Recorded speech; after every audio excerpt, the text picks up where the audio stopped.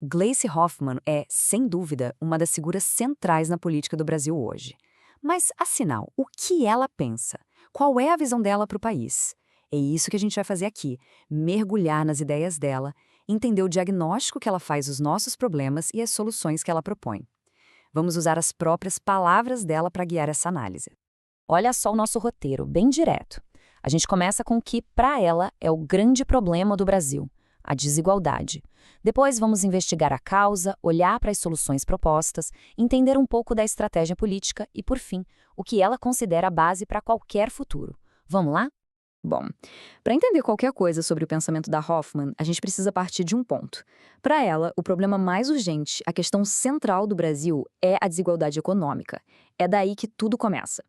E para dar uma dimensão do tamanho desse problema, ela sempre aponta para o número específico, apenas 1%. Mas o que será que esse número significa? Pois é, esse 1% da população fica com 70% de toda a renda do país. É um dado tão extremo que a própria Hoffmann classifica como uma loucura. Na visão dela, isso não é só uma estatística, é a anomalia, é o defeito original que bagunça toda a nossa sociedade e que precisa ser atacado na raiz. Então, beleza. Se a desigualdade é a doença, qual é a causa? De acordo com o diagnóstico da Hoffmann, a resposta está bem clara, na maneira como os impostos são cobrados no Brasil. Essa imagem aqui resume perfeitamente o argumento dela. De um lado, você tem um imposto sobre o consumo, que todo mundo paga igual, no arroz, no feijão, na conta de luz. Para quem ganha pouco, esse imposto pesa muito mais. Do outro lado, os dividendos, que é o lucro que as empresas pagam para os seus donos, para os acionistas, e que no Brasil não pagam imposto.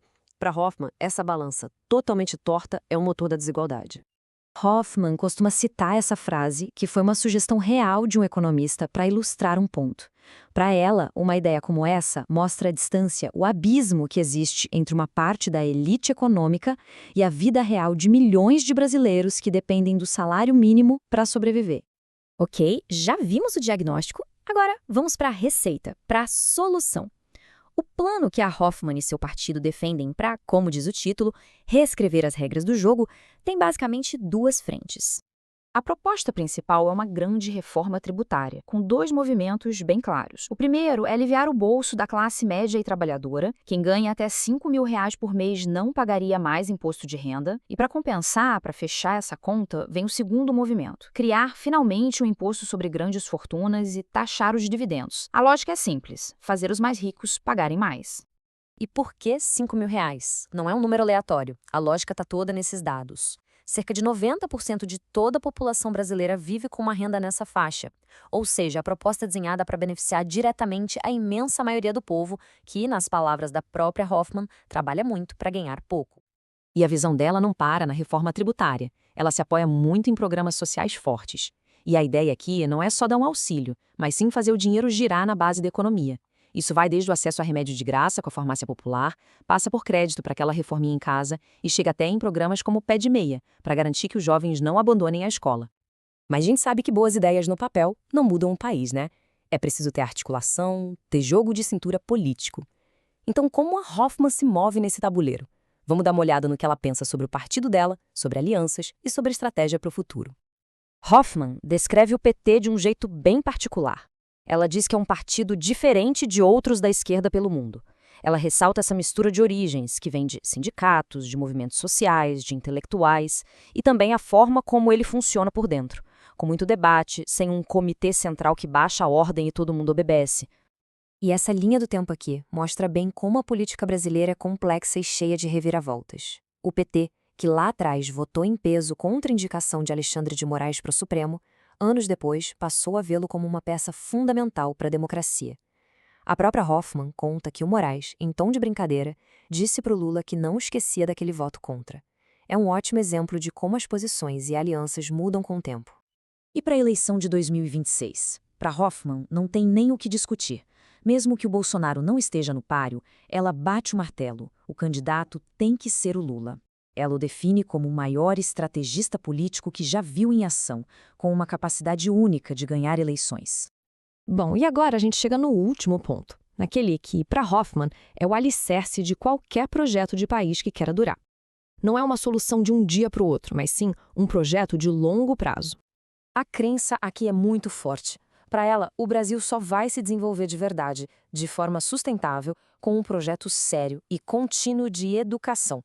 Sem isso, qualquer outra mudança acaba sendo superficial. A educação é a raiz de tudo. E como é que se faz isso? Ela aponta para 3 chaves. Primeiro, garantir o dinheiro, ou seja, proteger a lei que obriga a investir uma parte dos impostos em educação.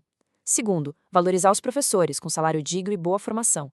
E terceiro, infraestrutura, ou seja, construir e cuidar bem das escolas, dos institutos federais e das universidades.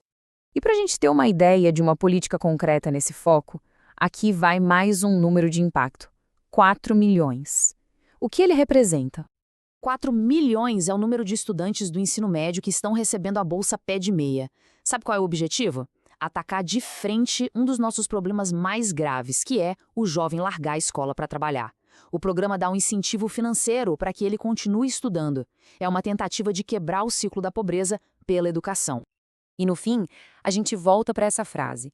Ela meio que amarra tudo, né? Resume o lado humano por trás de todas essas propostas. É a convicção de que o sistema de hoje não é justo com a maioria das pessoas que, como diz a frase, trabalha, se rala e ganha pouco. E a gente termina com uma pergunta no ar. Diante de um diagnóstico tão claro e de propostas tão definidas, a questão que fica é: será que uma visão política como essa tem a força de criar pontes e unir um país que hoje está tão dividido? Ou a polarização já tornou esse tipo de diálogo impossível? A resposta para isso, como sempre acontece na política, só o tempo vai poder dar.